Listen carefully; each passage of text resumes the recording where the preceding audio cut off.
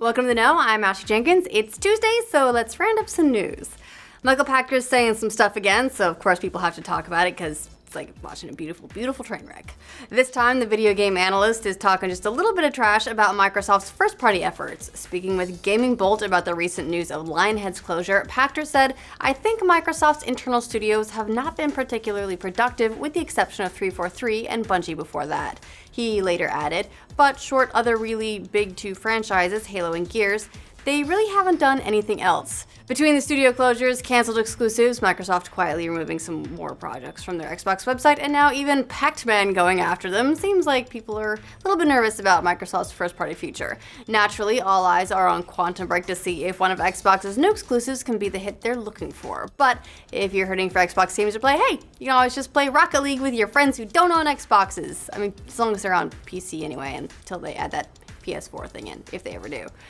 AMD came out swinging yesterday at its GDC event, making a flurry of gaming-related announcements, as you do at GDC. First, they unveiled the Radeon Pro Duo, which they're calling the world's most powerful platform for virtual reality, capable of both creating and consuming VR content.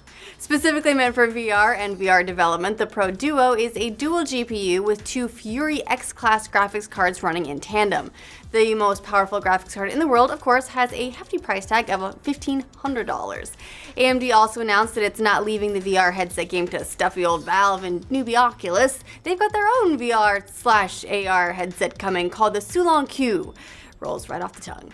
The Q is the first head-mounted display that combines both VR and AR experiences, supposedly. In a statement on Sulong's website, the company claims it will also sport console-quality graphics.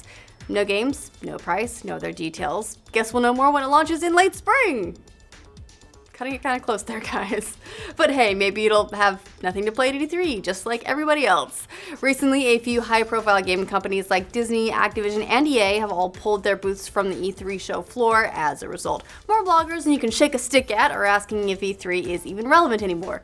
Ourselves included occasionally, we have asked that question. And ESA is fighting back. The organizers of E3 said in an interview with MCV, E3 is beyond relevant. It is essential and critical to the game and entertainment industry calendar. It changes, it has never been a stagnant show, and this year is no different. The ESA later added that there would be a record number of press events this year and that they're also considering opening the event to consumers. This is E3 relevant nonsense, gets tossed around every year, but it never stops the same bloggers from freaking out about all the new games they just saw. I mean, it's E3, guys. Come on, it's never gonna go anywhere unless you turn it from a trade show into a consumer event and give publishers even less reason to focus on it as their major noisemaker for the year because there's already a ton of consumer shows. But I digress. E3 may never die, but that's not the case for the Star Trek fan film Axanar. A couple of months back, Paramount filed a lawsuit against the movie's creator, Alec Peters, claiming the film infringes on their copyrights. Peters and his co-defendants have since fought for the suit to be dismissed, asking Paramount, "Okay, tell us exactly what we're infringing here." You mean, aside from the fact that you openly crowdfunded and took money for a fan film based on Star Trek? Ask how well that went for Brandon JLA in the Minecraft project. Paramount accepted the challenge, presenting the court with a 28-page list of every single example of infringement they've seen so far in early glimpses of the film. These include pointy-eared Vulcans, Starfleet uniforms, and even the Klingon language. Never tell a lawyer, "Come at me, bro," because they'll do it, and they'll charge you for every second they spend on it. The creators raised more than $1 million in crowdfunding campaigns for their beloved Star Trek prequel. Hope they save some of that for their legal fees.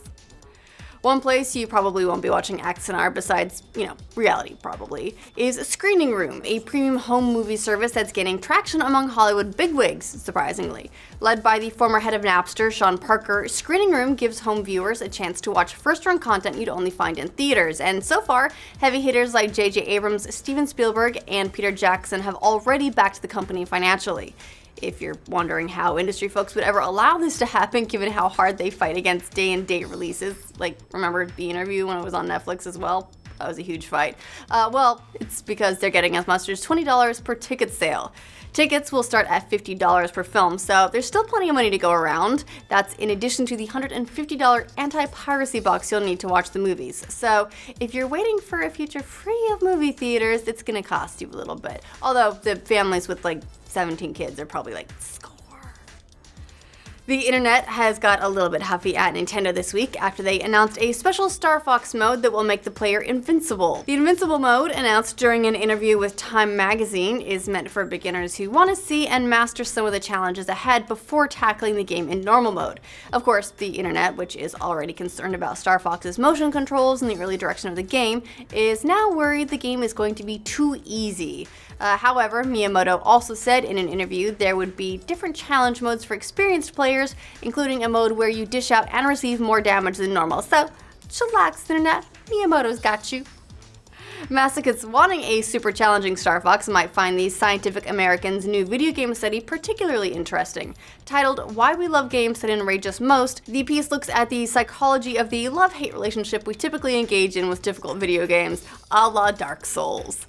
According to psychology researcher Paul Schrader, hard games may stimulate the same part of our brain associated with goal-seeking and survival, meaning we're willing to put up with something totally unfun just for the reward.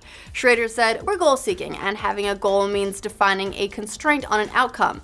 Satisfying that constraint can involve a whole path toward the goal that's unenjoyable, like climbing a mountain to reach food or safety, or playing Dark Souls." So apparently some of you are crazy and would rather hunt for food than play video games. Actor Ian McShane stimulated the parts of fans' brains associated with rage last week, and he may have spoiled some Game of Thrones for next season. The former Deadwood actor appears in season 6 of the show and may have spilled some beans to BBC Radio 5 about a major character's fate next season. We're not going to spoil it here, but you can guess what that detail is if you're keeping up with the show at all. The best part, though, was McShane's reaction to the Game of Thrones spoiler rage machine. Speaking to The Telegraph this week, McShane said of the fan shark frenzy, "You say the slightest thing and the internet goes ape. I was accused of giving the plot away, but I just think get a fucking life. It's only tits and dragons." Come on, man, it's also pages and pages of descriptions of food. We can expect HBO to use the new tagline any day now. Dragons and tits. We've got everything.